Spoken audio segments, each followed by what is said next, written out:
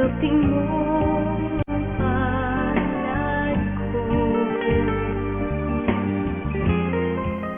Samantala, tatalakayan po ng ating guest specialist kung ano ang Parkinson's disease. Mga matatanda lamang ba ang nagkakaroon nito? Paano naaapektuhan ng sakit na ito ang araw-araw na pamumuhay ng isang tao? Ito po ang panonoorin natin.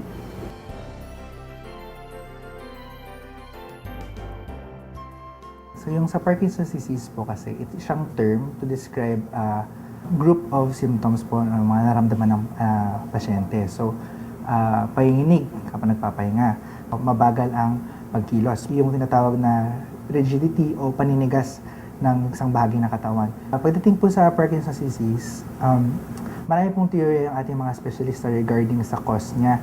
Pwede pong may namamana o sa genes po natin na cause, pwede rin pong environmental o sa kapaligiran, pero 90% po of the time, ang Parkinson's disease ay wala pa pong natutumbok na cause.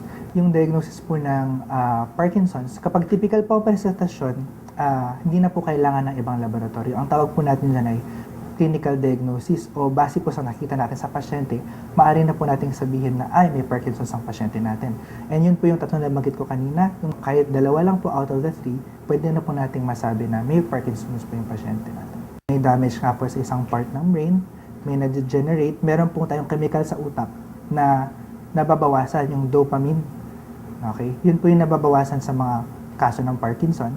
And meron po tayong mga gamot na marireplace po o parang isusupplement po yung dopamine sa katawan na pwede pong mag-control ng simptomas niya.